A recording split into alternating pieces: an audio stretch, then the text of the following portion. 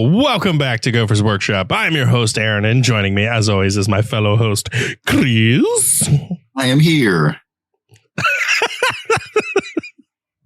And Sky. Chris is here. I love it. I'm here with such enthusiasm. I didn't say it was like voluntary. I just said I was here. Yeah, that's right. I told you, sit down, record a podcast, come back up from the basement.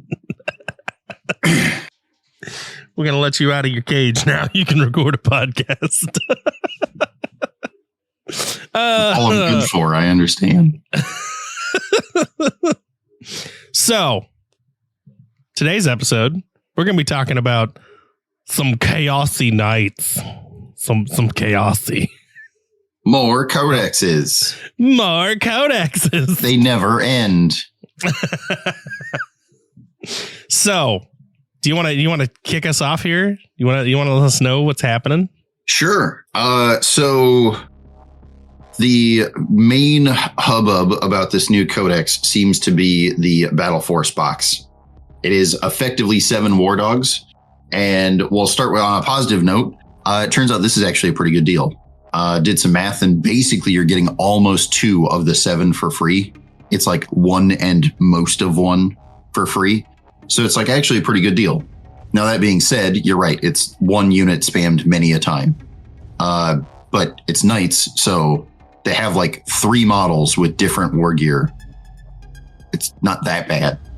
But the internet has been kind of upset about the box set, mostly because it's not all that creative. A lot of the new codex, and we'll go over some of this here in a minute, has kind of encouraged some of the bigger knights because it's been War Dog spam for quite a while.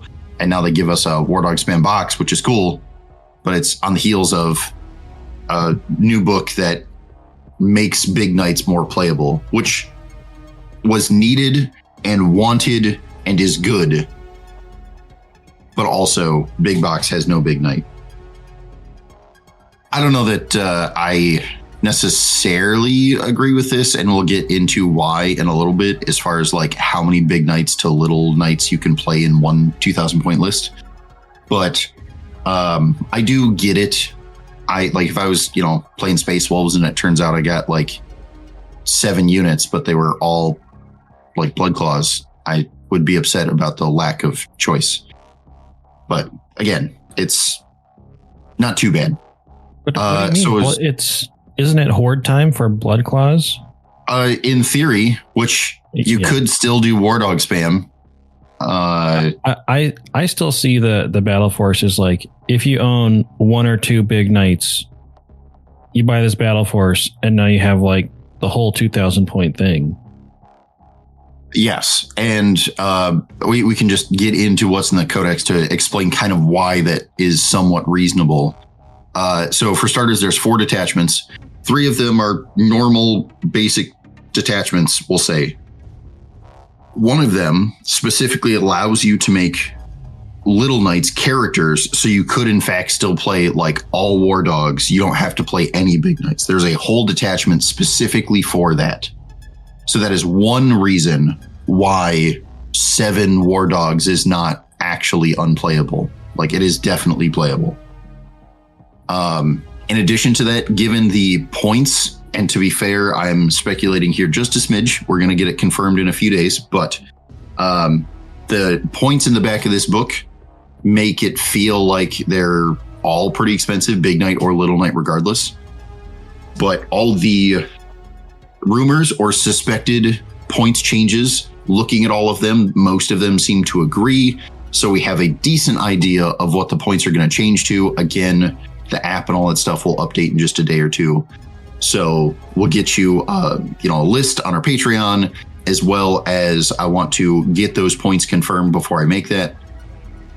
But with all the points changes, it's actually pretty reasonable. Like, they dropped all the big knights by like a lot of points and all the little knights by a little bit of points. And it makes it to where your average big knight is like 335. Your average little knight is like 140. So if we do a little math here for a 2,000 point list, basically, here's your options: 5 big knights and 2 little knights, 4 big knights, 4 little knights, 3 big knights, 7 little knights. 7's a number that's in a battle force, I'm just saying. Or 2 big knights and 9 little knights. Almost all of these have a real amount of leftover points because we don't deal in small units. So you'll have plenty of room for enhancements. You'll have plenty of room for maybe allying in some, demons or something like that. So these are all pretty reasonable. Obviously, if you buy the battle force, you're probably not playing the 5 big knight, 2 little knight, but 3 and 7, 2 and 9, pretty solid stuff. Even if you decide to play like the 4 and 4, the fact that you're getting 2 of them for free-ish, the Battle Force box still probably isn't bad for you. You can buy, 7 War Dogs, use 4 of them, sell off the other 3 to your friends because they like splash 1 or 2 into their Death Guard or World Eaters or whatever else. And because 2-ish of them were free, you could end up, arguing that the 2 of the 4 you kept were the free-ish ones. But anywho, moving on. In this codex, we're seeing all the big knights are characters. I don't know how much of that was true before. I think that's mostly true. There used to be some character little knights, and they may still exist in Imperial armor, but in this book, all the little knights are not characters, so that's a thing. All the big knights have auras now, and they all are auras that only affect war dogs, which you may remember is very similar to how Bondsman works in Imperial Knights. So they're actively encouraging you to not play all big knights. Like the 5 and 2, while technically an option via points, is not likely what you're going to do because, again, you're paying for auras, and the auras aren't bad, but the auras only affect war dogs. So you're probably going to want to play like the 4 and 4 at most. In this, there's a couple of data sheets I want to point out just because I found it funny they didn't clarify the difference in weapons. 4 knights, every knight basically has like armored feet, which got worse, but that's fine. And then as far as their actual melee weapons, they've got like 3 names, right? They've got the Warp Claw, and then they have the Chainsword, the Bigham Chainsword. That's its official name, by the way. So amongst these, they're all effectively identical, with 2 data sheets being the exception. The Rampager, while still using the exact same name of Reaper Chainsword and Warp Strike Claw, it has sustained hits, making it objectively different than all the others. That's not an ability on the data sheet. That is like a part of the weapon. And even though it's the same name, it's different. Same thing applies to the War Dog. I think it was Carnivore. Yes, Carnivore. Still called Reaper Chain Talon. Exactly identical, but also has sustained hits for no reason. I'm not mad about this. This is reasonable because these are the 2 like melee knights, right? So they could use that more than any other to help like justify their points. But it's still odd they didn't give it like, again, Carnivore Chain Talon or Rampager Chainsword. Like, it would have been fairly easy to fix and just decided not to. So keep an eye on that. As far as the detachments and stuff, there, like I said, there are 4. 1 is War Dogs only. We'll talk about that one later. The one that we're not going to talk about later that I kind of want to point out now is the Infernal Lance. I would argue this is super cool and super on theme, but this is a high risk, high feel bad reward sort of detachment. So what makes this one weird is basically, and it's a little complicated, during your command phase and or when you spend a stratagem, you can take a leadership test for each of your knights. And you don't have to take them. You can choose. Short answer is you're always going to do it. But for each of your knights, you can take a leadership test. And if you fail, you take D3 mortal wounds. this is the feel bads part. If you fail and don't get your sweet ability, you also take damage. Ooh. You're right. But again, it's chaos, right? It's on theme. We've got the grot mist attachment of eat, little cultists to feel better and do good. Like, I'm not mad about the theme. This actually seems super fun and super cool. But if you, it's worded weird. If you pass they call it Malefic Surge test. If you pass, you then become what's called empowered. While you're empowered, you can do a Malefic Surge ability. I don't know why we bounce back and forth between these keywords here, but whatever. After you do a Malefic Surge ability, you're no longer empowered. So you'd have to do another Malefic Surge test to regain empowered to do a Malefic Surge ability again. I hate it. Anyway, that's not confusing. You're right. It's super confusing. You're charging the kind of dangerous railgun over and over again. Correct. So if you are empowered, your 3 Malefic Surge abilities, I'm going to emphasize that you could choose from are when it goes to move, normal move, fallback, advance, you can add 3 inches to the move characteristic. Okay, decent, especially on knights, right? They're fast. Or when you are selected to shoot or fight, you can choose between lethal hits or sustained 1 until the end of the phase. Okay, again, also decent. Or your third option is when this unit is selected as the target of an attack until the end of the phase, the model gains a 5-up invul and a 6-up feel no pain. Now this sounds decent, but also this is weird. Okay. All 3 abilities are in different phases, which is why, like, if you take the 3 inches, you lose empowered and you have to, like, do the strat that says take another Malefic Surge test, or else you're not empowered to do the lethal hits because it's a different phase. You lost the empowerment. Like every big knight already has a 5-up invul. So arguably for the big knights, you're only gaining the 6-up feel no pain. The little knights don't have, or at least not all of them, have a 5-up invul. So like you're actually gaining the invul on those guys. Decent. But this gets to be, in my opinion, kind of weird. Because, like, again, actually, you know what? I lied. Oh, I see. I'm sorry. Correction. All the little knights do have the 5-up invul, but it only says against ranged attacks, which is also true for the tyrants, or the big knights. So you're gaining a 5-up invul in melee, I guess. 6-up feel no pain. It's not bad. So when the Lancer's coming for you, you can be like, I need a little help here. Yes. So to me, this is really weird because first off, it's high risk, high reward because you could just lose D3 mortal wounds. And if you take 3, not only do I not get an ability, but also that's a real number. That sucks. And then if you do get the ability, which to be fair, like all the big knights have a 6-up leadership, all the little knights have a 7, pretty solid.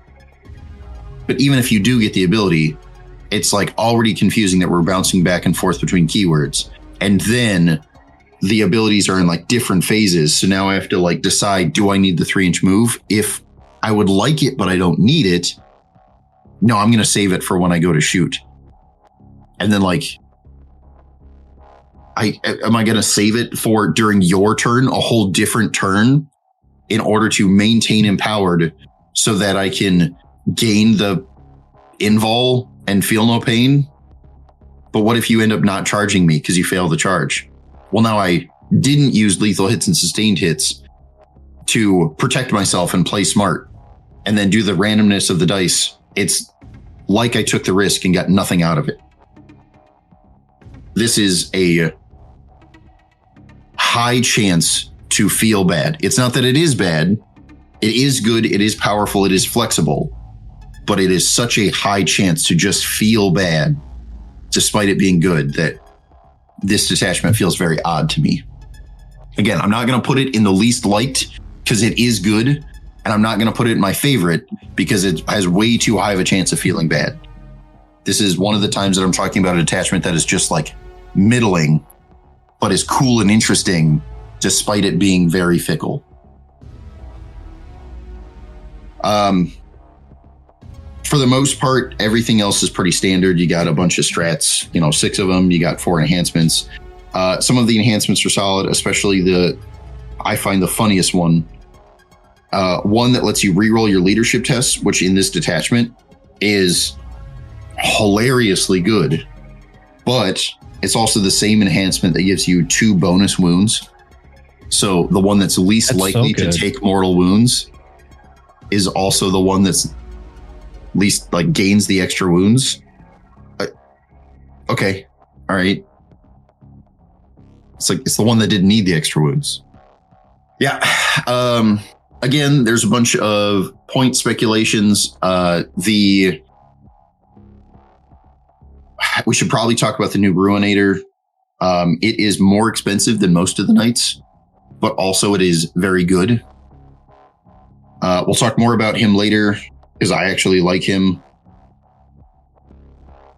I think it sounds kind of funny to me that it's like all 5 up invols and 6 up feel no pains and taking D3 damage sometimes. It sounds a lot like someone was copying the orc homework because it's such the stat line, the toughness and wounds is totally different, but there are some similarities here. And it has mostly to do in the randomness, right? Like anytime that something feels like high random, that feels orky because that's how they used to be a lot. And while they are still kind of that way, orcs have definitely kept a real amount of random while becoming more fickle. Yeah, because, but the thing is, the whole game is just trades. Yeah, well, and the Knights orcs can get away from that.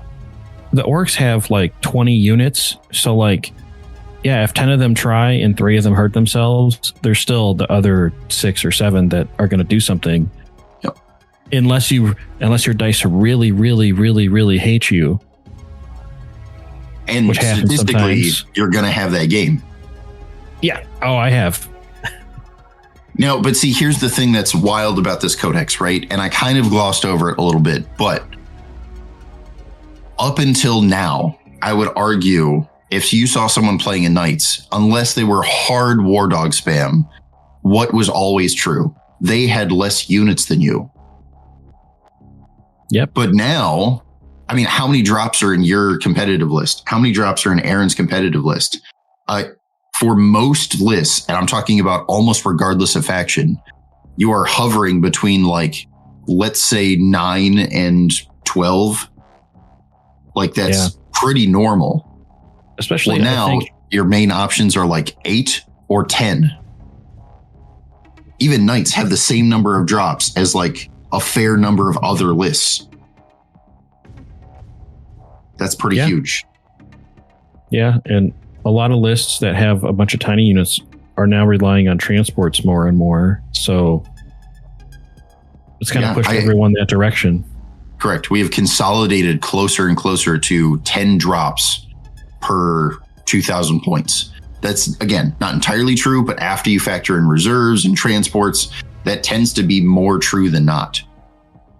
And the fact that even Knights, arguably the most elitist of factions, because every model is so big and so expensive, if the new points updates are to be believed, they're still hovering around 10 drops. And again, when I say it's 8 or 10, that doesn't include allying in some demon stuff. So no, but even the 8 knight list could still be at 10, 11 drops. That's huge. I think if there's any change to this whole codex that is the most relevant thing, that's the one. it used to be that knights could still get to like 10 drops or whatever, right? But it was like only war dogs. No, this is 10 drops with big knights and a real number of them. This is insane. Yeah, and it's okay. So it's good. Yes, it is objectively good. I'm actually happy about it. I'm not upset about this. That being said, I will admit that, especially the big knights, but kind of knights in general, they got a little softer this time around. Not by much, but just by enough that they could justify the points drop. So all your big knights are going to be T11, with the exception of the Tyrant, which is T12. They're all sitting at 26 wounds, except for the Tyrant, which I think is only 28. So it's like a couple of extra wounds. Again, I'm not upset about this. This is all reasonable stuff. I'm happy about it. But the fact that like knight players don't feel bad of like, but I can't action. There's no chance. I have no opportunity to do that. This feels way better.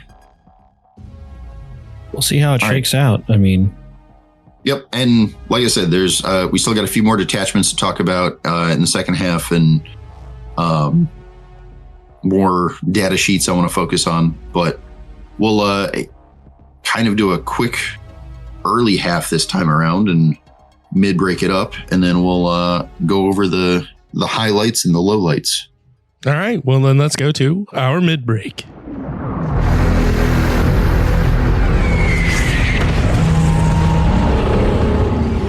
Well, here we are in the middle of the show. You know what the first thing we do in the middle of the show is? Interrupt people. Aaron. Both of those things. We do both of those things. So we have to thank our patrons. So first up on our list is none other than our guardsman patron, Sergeant Matt. See, I did it right this time. We got it. Promoted. Then we have to thank our 2 White Shield Guardsman patrons, Mitch and Nicodemus. So thank you for being patrons and supporting the show and being just all around awesome people. You have done the Emperor proud. So first up, we got news, we got info, what do we got? What do we got this day? We are pre-recording this a week early because, as we mentioned in the past, we're going to be moving soon. So this week's news may be a little dated, but up for pre-order right now as you're listening to this. There should be some Kill Team stuff, as well as there's a bunch of rumors going around about a Captain Centos, the fresh maker. I'm going to make jokes about him till the day he becomes non-existent. Anyway. No, but there's a new kill team that has Tyranid Raveners. We just got their data sheet for regular 40K the other week with the detachments as well. Very cool stuff. As well as some AdMech-y guys, which I think had at least one new model on the AdMech side as well. But yeah, that's kind of the main thing. Hopefully we'll have more up-to-date news when we get to the new location, but trying to make sure you guys keep getting content the whole time, even if we're off painting walls. Oh, yeah, it'll be fun. Oh, gosh. What do you think of these new models? They look sick. Yes. And as far as ones? the rules on the Raveners, they're actually super good. Okay, so what are these rules? I keep hearing about them, but I don't have no specifics. Okay, so we will go over them in a later episode because we need to go over detachments and all the stuff anyway. But if you want to look at them, they're on Warhammer Community as a separate data sheet that just gets added to Tyranids as a whole. They are Raveners in name, which means they are still melee oriented, still kind of deep striking, get up in your face kind of melee stuff. But there's a psyker guy involved now. There's a guy that has a scary shooting weapon. So they're a more well-rounded unit than normal Raveners, but they're still Raveners at heart. Okay. I assume they're like with a lot of kits, they're trying to one-to-one represent all the fancy war gear that they have. Mm-hmm. I think we see this a lot with kill teams ported into 40K. Anyway, These models are sweet. There's also a bunch of terrain in this box, which we haven't seen Tyranid terrain in like 10 years or something, besides the little spore bits that you get in like every other kit. They kind of have this hive thing going. I mean, that's Tyranids as a whole. There's little depository things. They kind of look like wasp nests, but all Tyranidified. They're like flat on top. And then there's little goopy bits, little spines and stuff. I remember playing some game where we pretended there was a giant bug under the table. And so like all the parts are like Cthulhu style. It's like, oh, you're actually just playing on the back of something. I feel like we could do a bunch of narrative stuff with this. But interestingly, this is not a lot of like line of sight blocking terrain for a kill team box. Yeah, I noticed that. It'll be interesting to see what they do with that. I guess they're just assuming a lot of people already have terrain. Not trying to go all deep on the terrain stuff. They also put a bunch of Ravners in here. No, not Ravners. They're in there. I mean, Hormagaunts. And it looks like some of them are new. Some of them are like standing straight up. They're like Harlequin Hormagaunts. Yeah, I don't know. And then there's still some admech guys in here. The servitors are pretty typical servitor fare. They have some unique guns. One of them actually has a toolbox, which when I was collecting admech, all the toolboxes were like coveted. The amount of times you see the admech with an actual toolbox is sort of rare. They got like some conversion beamers and some fun taser goad stuff. But the coolest guy in all of this is one, they singly printed the techno-archaeologist, the once super rare silly model. And then they also have this like a demi tech priest guy. He's not a Dominus or a Manipulus. No. Manipulus. Yeah, so this is not a Manipulus. Manipulus has got the gut of stuff. This tech priest, let's see what his name is. They're calling this a battle clade. Anyway, it's cool to see more character-y stuff with this box set. Admech versus Tyranids is kind of a funny choice, but I think it'll be a fun set. Also, I think you're going to see a lot of these Tyranid bits in dioramas for like the next 3 years. You're right. Hopefully. Well, on that note, is there anything else we want to add to the mid break? Why is the Kill Team Box Typhon not have any Death Guard models? Well, on that note, let's get to the last part of the episode. The last big part.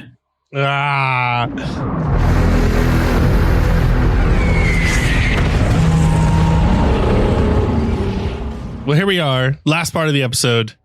Chris, you got some more good for us? I do. So now good. that we got past kind of like actual hard information, now we actually get to my opinion. We'll start with the least like thing, so we end on a good note. Remember how I said there's a detachment that's just for war dogs? Mm-hmm. Yeah, don't do it. The whole detachment rule is make some of your war dogs characters so you're not obligated to play big knights. But the big knights have auras for war dogs, so you still kind of want to play some. Also, the actual detachment rule is pick a single unit the enemy has, kind of like Oath, but instead of re-rolls, it's sustained 1, which I also would like to point out doesn't stack with the other sustains you have. So it's an Oath that kind of applies some of the time, which, to be fair, is still true for like Oath, right? Like the Ballistus gets to re-roll to hit, so if it shoots to the Oath target, it's kind of a waste, but we still do it. So it's not that this isn't playable. It's just that like amongst the 4 options, this seems for sure the least cool. If war dogs get cheap enough and you can play like 25 of them, sure, but I don't know. It seems the least exciting to me for sure. We got all these new cool options. Big knights are playable again. Play the big knights. Wrapping into this, my least favorite data sheets, most of them are also war dogs. So I do like some of the war dogs, but The Executioner has a cool ability that if he finishes off a unit before you remove the last model, you get to measure 3 inches from him, and every other enemy unit has to take a battle shock test.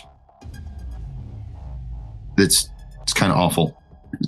I say it's awful because it has, like, it's the last model. So if there's like a 5 or 10 man unit, you only measure from the one model, and then the aura is 3 inches. Oof. That's so weird. You're right. And if he doesn't kill off the unit, if he just deals damage and then someone else has to finish it off, why did I pay points for this ability? I'm not mad about that. That's the ability, but also why is it 3 inches? Like, if you would have said at least 6 inches, okay, well now at least, like, that sounds like an aura that I could actually do something with. It's maybe more. It's 3 inches from his model or from the last guy that died. So at least if they're bunched up, like, again, if you could, like, kill a transport, you know what? That's pretty decent, right? Because, like, now it's a bigger model, but also, like, he's not that good at killing those things. He's got autocannons. He's probably better at killing infantry. It's just funny to me because, like, Death Treads have a rule that's way simpler to implement. That's very similar. Yeah, if you're in engagement, get a battle shock test. Correct. And again, it's not that it's bad. It's that it's like, but 3 inches is such a small aura. There's so many auras that are in this book that are 9 inches. If they would have said this aura is 9 inches, I don't care that it's the last infantry model. Do you know how big that bubble is? Like, it sounds reasonable. Because the other thing that feels bad about this is, like, okay, 3 inches is awful. Let's say I kill a transport and then it affects everything for, like, within 3 inches of this big vehicle. Okay, now I've done everything I possibly could to make this good. And then they pass their battle shocks because they're playing Tyranids and they roll 3d6 and pass, like, all the time. Or, like, it still might not do anything. I wish the Executioner was better. He's not. Moving on, we've got the Stalker. This is way more playable than the Executioner, but I would argue this is still mostly up to your opponents, somewhat up to you. He has an ability that gives him +1 to wound. Amazing. Each time this model makes an attack that targets an enemy, if there are no other units from your opponent's army within 6 inches of the target, so that means of the enemy unit, you get +1 to wound. The problem is, partially, let's say you're fighting a 10-man brick of something. I don't care if it's little guardsmen or whether or not it's like actual Space Marines. Within 6 inches of any part of that unit, that could be a pretty big bubble. Yeah. Pretty rough. It's okay. Ideal scenario, you're charging like a vehicle. Well, now it's a big model, so 6 inches still is not a small aura. But now the +1 to wound is more relevant because you need the extra +1 to deal with the heavy toughness. Again, more playable than the Executioner, but not, I would say, good. Like, okay, some termies or something like deep strike in your lines, so none of their guys are within 6 of them, probably. You're right. You really need +1 to wound them, though? I mean, it's not bad, but again, it's not bad. Most things you're going to find out by themselves like that. Yep. Like, naturally are going to have a lower toughness. So there's not like deep striking land raiders where doesn't make sense to me. There are still times where this is going to be good and valuable, but I just feel like it's so situational and your opponent has so many options. If they see you playing like 3 Stalkers and you decided to go whole hog on this, if your opponent knows what Stalkers do, they can just position themselves to effectively turn off the Stalkers. Right? Like, I'm going to choose for my big knights to clear out that squad before the Stalker fights in order to try to guarantee the +1 to wound, yes, I have some choice. But it's still not entirely up to me no matter how hard I try. And it's just not that valuable.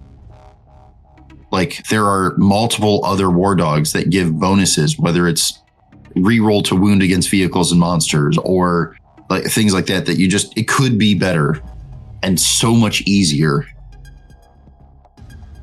Don't love. For the sake of balance, I have to decide what my least favorite big knight is. I'm going to say it's the Tyrant, the super big knight. He is way more expensive than all the other knights. Whether we look at the points in the back of the book or the speculative points, he is still way more. And you know what? He's got more guns. He is technically tougher. That's fair. Also, he's not that much better. For the amount of extra points he is, I do not like the Tyrant. Also, his ability in this book now is a 12-inch aura of no deep strike. It's kind of whatever. It's not that good. Also, he has, like all the other big knights, he has an aura for war dogs. Well, this should be good, right? It turns out it's war dogs within 6 inches gain the benefit of cover all the time. So even if they're kind of exposed, they get covered. But again, it's only for war dogs. It doesn't even include itself. And it's like a 6-inch aura when honestly, all the other auras have 9 inches. It doesn't sound great. I don't know that it is. There's a reason why I don't really like the Tyrant. The Tyrant seems like the unplayable big knight. I don't know. You might need it. You might need it because of Death Guard. That's my one argument. I think it's the only thing. In whether it's Death Guard or a mirror match with other Chaos Knights, there's an argument to this is good. But you could make the same argument in every faction that, like, no, this data sheet is good in the mirror match, or this data sheet is good in against one other faction. But are you willing to put that, sink those points in your list for that? What if I play that one faction or even two factions? Your list needs to be a take all comers, and there are very little things you are willing to put into your list, especially at almost 400 points or more than 400 points for like a matchup specific. Man, I struggle to put in an assassin that, like, well, everyone agrees that we struggle to put in like the anti-psyker assassin. He's only like 90 points and he's only good into certain matchups. Are you willing to spend 400 points on what if I played that faction? The only reason I think it's not just Death Guard, but there has been a lot of leaning on but I can 6-inch deep strike on turn 1 thing. You're right. And it's not on turn 1, but yes, the 6-inch deep strike from Death Guard or the turn 1 9-inch deep strike from several other things. These are scary. Also, he already has the 12-inch aura is kind of what you're pushing there, and I get it. But also, are you going to have the big knight up on the front line that's kind of bad at melee? No, I get what you're saying. It's just that right now, things will change because they always change. Mm-hmm. You're right. It does sound bad to tailor for that, but Death Guard are going crazy right now at tournaments still. So it's like, if you're going to do that and you're expecting a bunch of Death Guard, because it's like what the meta keeps doing. Sure. Then this has a place. But then again, if it changes, I think you're right. You don't take it. Which, like, it is weird. It's awkward. I'm not saying that it's good. I don't even disagree with you. It's just that, like, there is a case. Absolutely. If everyone is doing this thing, then yes, it's a tool, but it's a kind of a wonky specific tool. It's kind of like the anti-psyker stuff. I'm like, well, how many Thousand Suns do you expect to see? That's absolutely fair. Like, again, especially at like a smaller event, like a local RTT, where you're able to, let's say, scout the players. I mean, you know who like is local and is going to show up. You may not know the whole meta, but all the regulars, so you can kind of gauge, let's say, half the meta. You're right. If you know that there's like gonna be 3 Death Guard players at this like 8 or 9 man event, okay, it's fair to put in. I'm still not sure that I would put it in, just because, again, it's so expensive. I could just take a Rampager and like most of a Small Knight or something.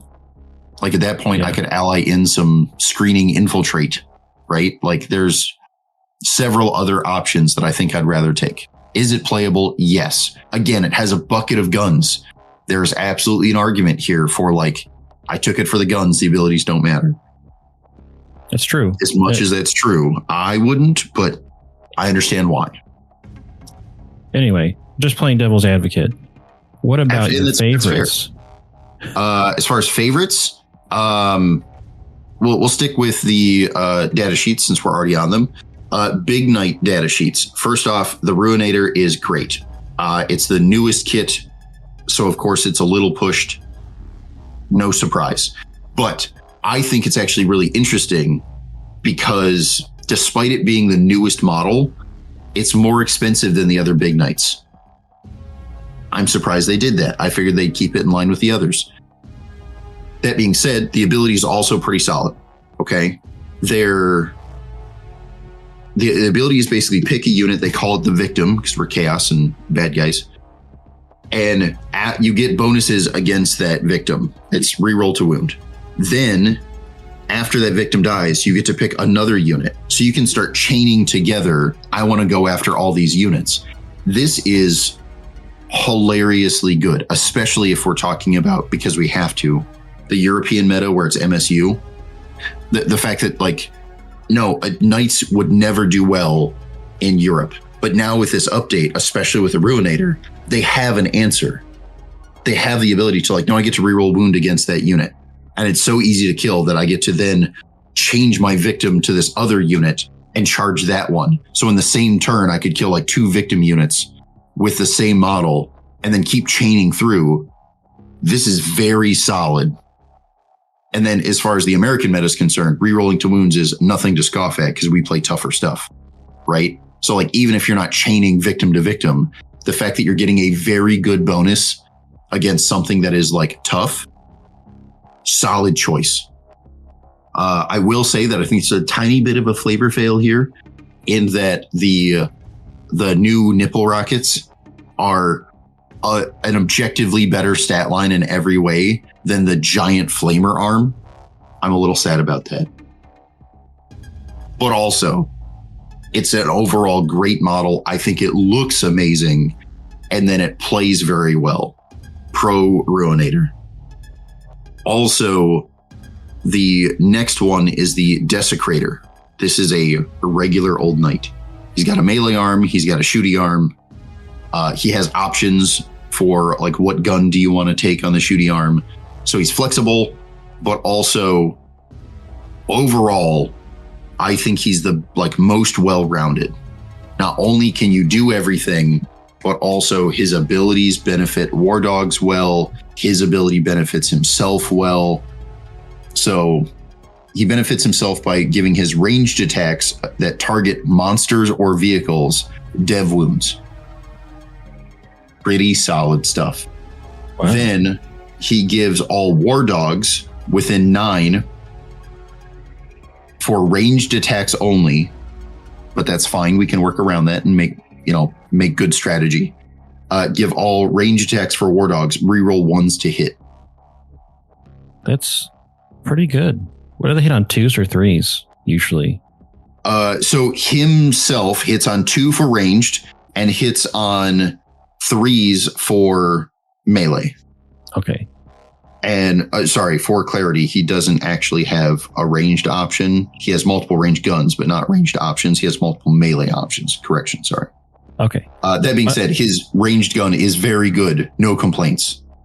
And then most of the war dogs are probably on 3s, right? Yes, most of the war dogs hit on 3s. Okay. So you could kind of set up a little firing thing there. Yep. And again, a lot of these big knights, because of their auras, it's like the Rampager wants to have the melee war dogs next to him, and the Desecrator wants to have the range war dogs next to him. And like, yes, these are like specific, but they don't actually feel restrictive when you go to play, because you built your list knowing this and you deployed knowing this, and then you're getting maximum efficiency like all the time. It's fine. It's fine. Yeah. I have a couple questions. Sure. What do most of the war dogs hit on with their ranged weapons? Threes. It's threes and threes. Okay. And then, what is that ability called? The like charge up? No, oh, that was a detachment, wasn't it? Yes, that was the Infernal Lance. Yep. Oh. Yeah, never mind. I was just thinking of like the sustained one buff and trying to like mask that for like a. I'm just trying to bring back Docket Detachment just a little bit. Well, it's only sustained one, so. I know it's not that. But you reroll ones and you hit on 3, so you could try to fish for it a little bit. Yeah, and again, there are like several other things here that make both him good and that detachment good. But again, I just think he's the most well-rounded knight, and I would probably put at least one of him in every list. Obviously, there are other big knights, whether it's the Ruinator, Rampager, like Despoiler, they're all good. I'm not complaining about them. They're solid. I have one more thing I just remembered. So when they teased this, I don't know, like a month ago, the Ruinator specifically, we talked about how it was weird that they put the Flamer on a new knight kit when Flamers are kind of like put in a strange position for knights after they sort of nerfed them with the Overwatch restriction. What is the stat line for the Ruinator's Flamer look like? I think you just said that the nipple guns were better. Correct. So now it makes me really curious of how dirty we got done on this Flamer. The Flamer is not a bad Flamer. It's just not as good as the rockets. So it's an 18-inch range, obviously torrent and ignore cover. 2d6 shots, so very random, but could be a big number. Strength 8, very solid. AP 1, not unreasonable for a Flamer, but not exactly ideal for a giant arm. And then flat 2 damage. It's not bad. I think it's the AP. The AP, I think, is what keeps messing up these Flamers to me. I understand, thematically speaking, a Flamer does not puncture the hull of like a tank. So its armor piercing shouldn't be really high. I get the concept of that. But the reality is like, there are so many ways, obviously ignoring cover, so many ways that you still increase your armor and say like, I'm just going to roll my like 3-up or 2-up save. I don't really care about this Flamer hitting me at all. Mm-hmm. So many things basically ignore the Flamer stat line besides the fact it automatically hits. Right. And the one upside here is the fact that it ignores cover, which most Flamers do, not all, but most. And that makes it to where it's not actually 1 AP. And we can talk about this in a different episode, but most of the time when something says ignore cover, I treat that as like half an extra AP. Because while it's not directly an AP, the answer is the amount of times where you get cover is not small in this game, at least in this edition. So it's only AP 1, but it's actually like AP 1.5, because there are times where it's AP 2 effective, and there are times where it's only AP 1. But the ignore cover is real and actually is very helpful here. On a lot of Flamers where it's ignore cover but AP 0, it's like, yeah, but who cares? It's like way less cool there. I sort of just wish, I don't want to change the AP or the damage because I think it makes sense and I think it's fair to distinguish it.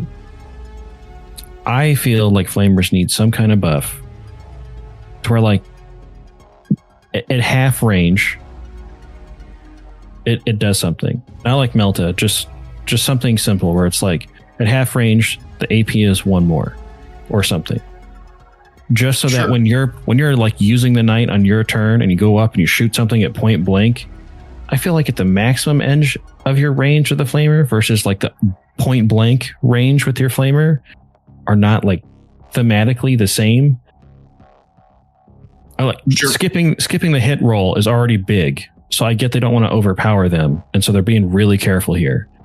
But also I'm like, no, if I'm point blanking with this giant flamer from my knight in like a Terminator's face, he shouldn't just be standing there like, whatever. Like it's pretty dumb. You know, it also becomes a feel badsy weapon when it's like, oh, I paid a zillion D points for this whole knight's arm. And it like, I got 3 hits and the Terminator saved all of them. It is very fickle. There are a bunch of different ways, arguably, we could fix flamers. And I say fix being a loose term here. Make them better, but still reasonable. And we could speculate on like, you know, what would be the best option.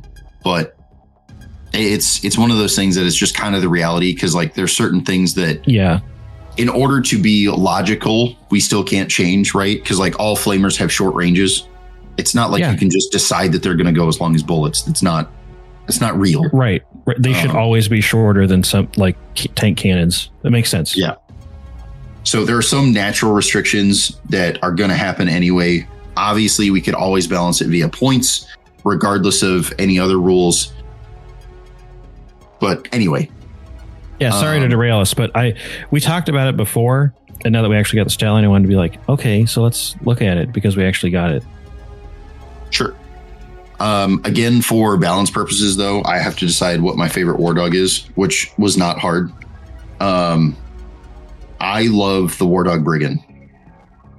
Specifically, its rule is each time it makes a ranged attack that targets an enemy unit on an objective, like that unit is on the objective, not him, the attack gains ignore cover.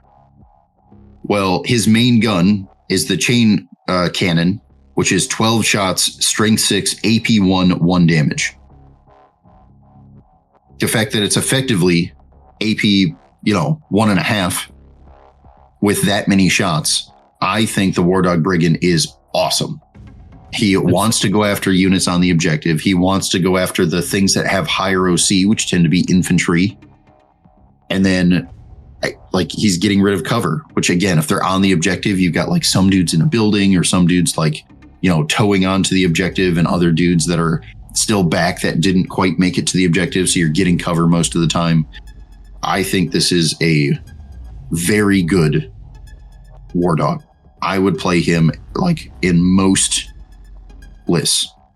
I will admit that he doesn't have good melee, but the fact that he has 2 good ranged weapons, I'm still happy about it. Wait, does he have 2 chain cannons?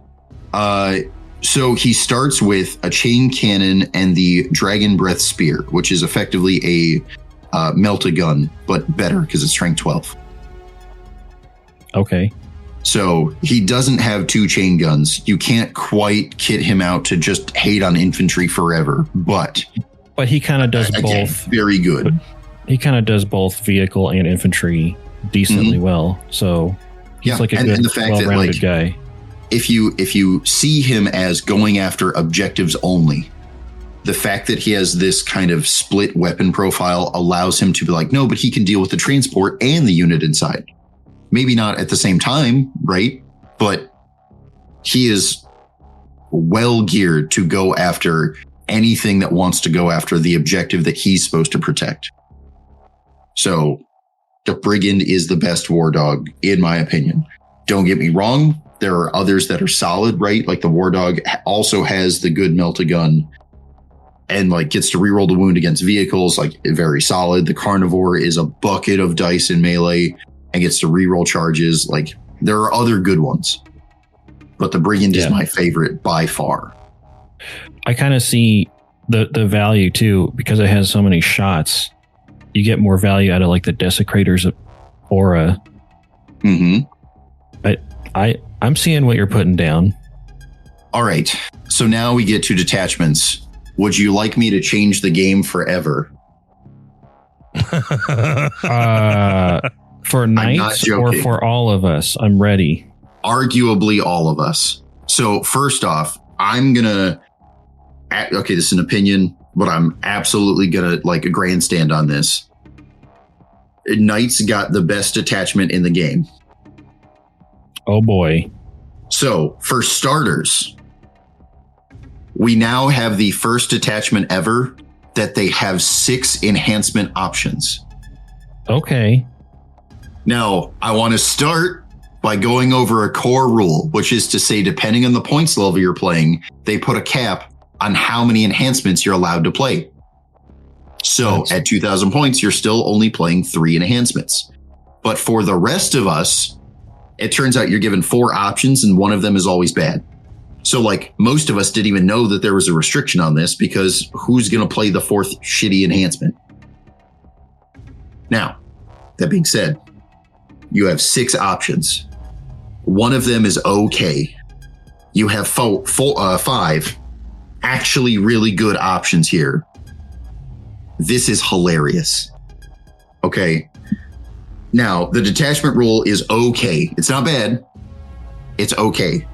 All Chaos Knight characters, which I remind you is all of the big knights, add 2 to their OC value. So instead of being OC 10, they're OC 12. Pretty good. Okay. Okay. In addition, once per battle round, crazy. Your warlord specifically can do a specific strat from this detachment for free. Okay. First off, pretty good on its own, right? I got a captain ability. It only applies to one strat and I can only do it with my warlord.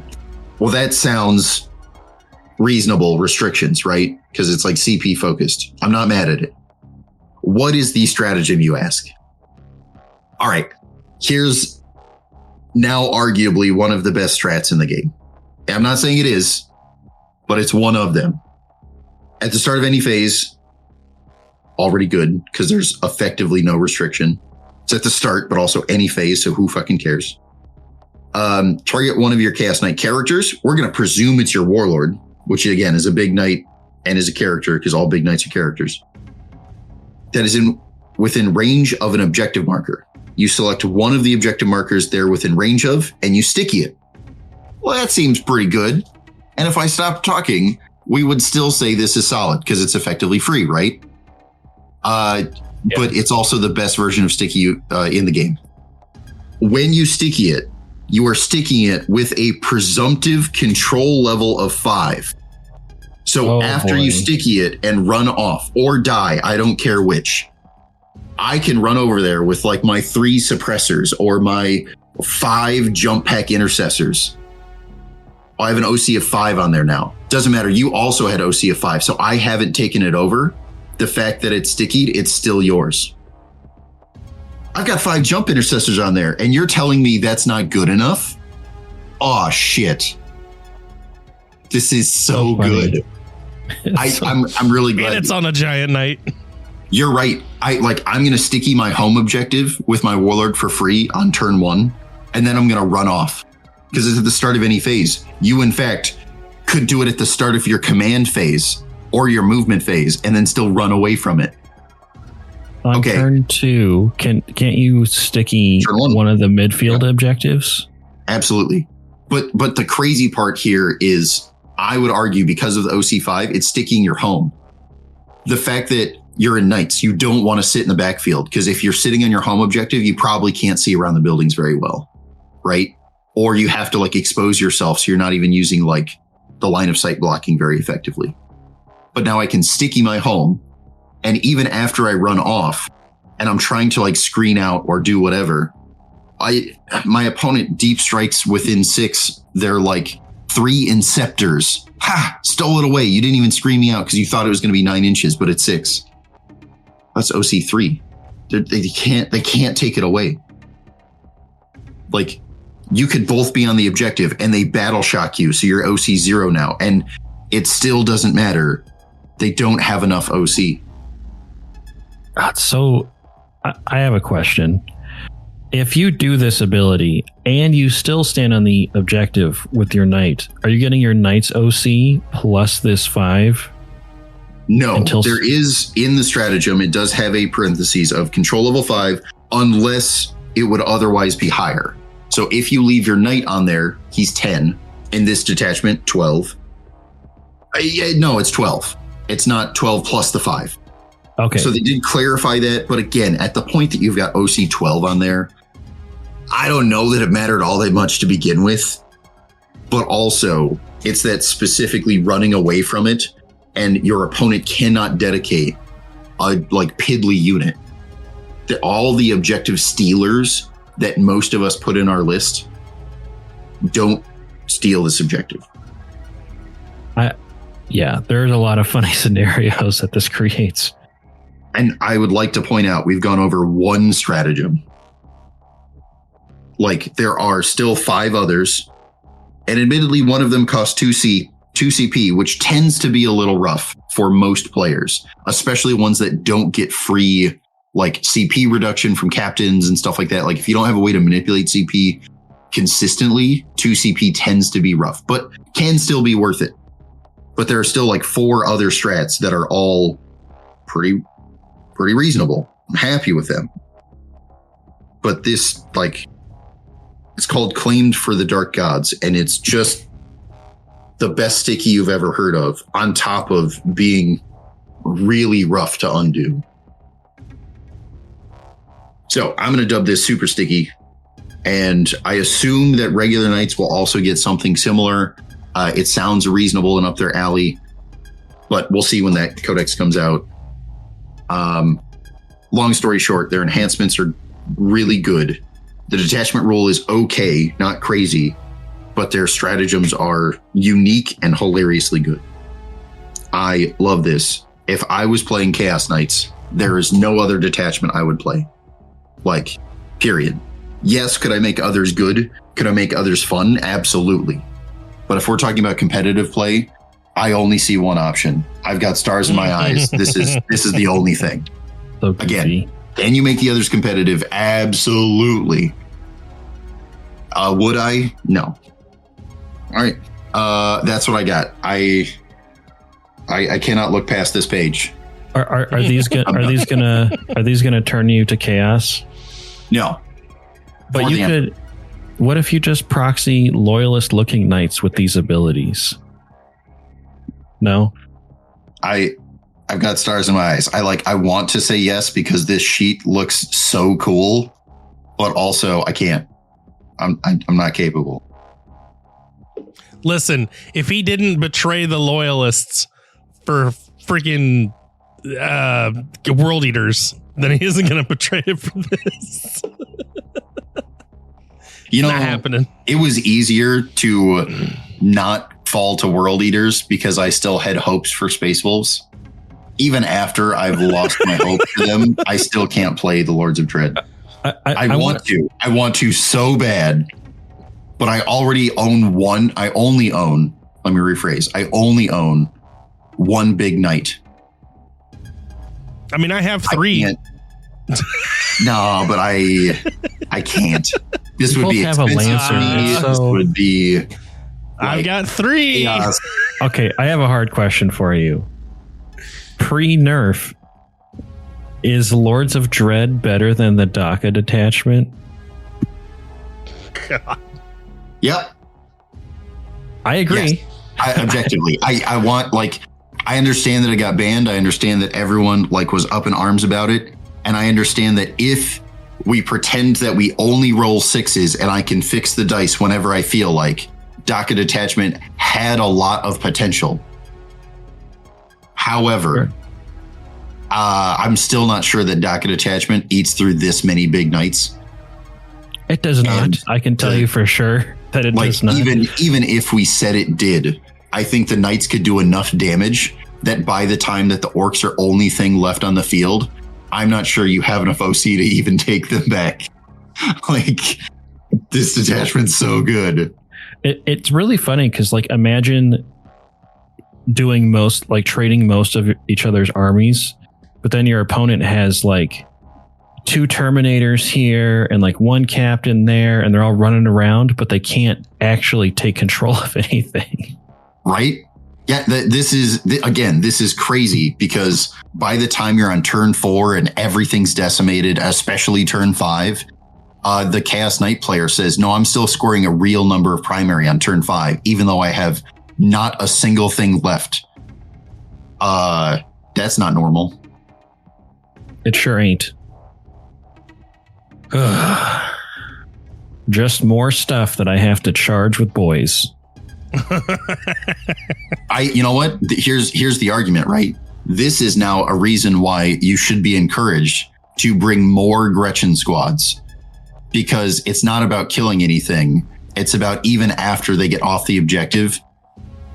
Is your OC higher than 5? Do you have enough boys? Well, it turns out it only requires a few Gretchen because they're 2 OC. You could do it with Gretchen. I don't know if you can do it with boys. Like, they'd have to ignore you enough to do it with boys. So we'll see how that goes. As if orcs are so crazy right now anyway. We've been riding that roller coaster. Orcs won the last doubles tournament at our place. Just saying. I'd like to argue that they won half, but sure. That's true. It was not double orcs. That's fair. They didn't half lose, but they half won. So I guess I should plug my commissioning stuff, right? See? Okay, well, we're obviously in the middle of moving at the time of this recording or something like that. But before that or after that or any time whenever you can find me, I've been taking paint commissions for mostly 40K stuff. I've done other things too. And if you guys would like to see me throw paint on some of your models, you can always just come chat me up or drop us an email and we can go over what you want to do or what you want done. I'm also generally always at the store if you want to just talk out like a scheme for a paint project or anything. I feel like that's mostly what I do, is help people make plans of how to paint their army, because the 50 million different types of paint and paint lines can make it a little confusing. I can cheat your way there and give you easy answers without a lot of guesswork, especially if you're starting out. Anyway, we'll put some examples up on the Patreon for you guys to see. And hopefully the new location in time will start doing more classes too, if you want to learn fancy stuff or the basics. Either way, I think that's all I got. I'm excited for the new location, for one thing. Yep. I mean, I've got a couple things. So here in the next couple months, we keep talking about the new location, and we're really excited for it. It's going to be a big location. It's going to be great. We're going to have all kinds of stuff going on, all kinds of events. But the big event that we want to talk about, we're not going to talk about it in depth, but be on the lookout and be listening to the podcasts and watching the Facebooks and the Instagrams and Patreon. Be watching everywhere, because we are getting closer to the GT announcement that we're going to do. Be on the lookout. Technically, tickets are up on BCP. Mm-hmm. Not all the information is fleshed out, but it is there. I actually got the mission packet together the other day. So we haven't put all the information out, but we are starting signups. Yep. October, right? October 4th and 5th. It's going to be a good time. Be on the lookout. Go check it out. You can get your tickets now. We'll be there. You can come talk to us. Some of us may even be playing. Not really. We'll probably be recording the top table. We are definitely recording. But there's that. Also, just a reminder, you can always come support us in other ways by coming and checking out the store. We do 15% off all GW products all the time, always. And we got a bunch of other goodies in there too, like Fallout Tactics. What am I doing with my life? Fallout Factions. Fallout Factions. We've got Bushido. We've got card games, board games. We got all kinds of stuff. Tabletop games is our specialty. Come check us out. And especially for your lovely GW needs, get that sweet 15% off. But on that note, that's all I have. So if there's nothing else. You don't have any swag? I don't have any swag. No new shirts. We got this. We got our shirt currently up, and we've got our dice trays and dice and accessories like our Battleshock tokens and all that other goodies. Go check that on the website too. That's under Gopher Creates under the website. It's Gopher Made. Gopher Made. There you go. Made by Gophers, I think. Is made by Gopher. Yeah. Go check out the Made by Gopher tab. But yeah, nothing else from me. So on that note, thank you all for listening. Tune in next week. Hey everybody, it's Aaron. I want to thank you again for tuning in for this episode of Gopher's Workshop with us, hanging out and listening. Remember, leave a 5-star review. Let us know what you think. And if you feel like supporting us, you can always go to Patreon in the show notes below. Thanks. Till next time.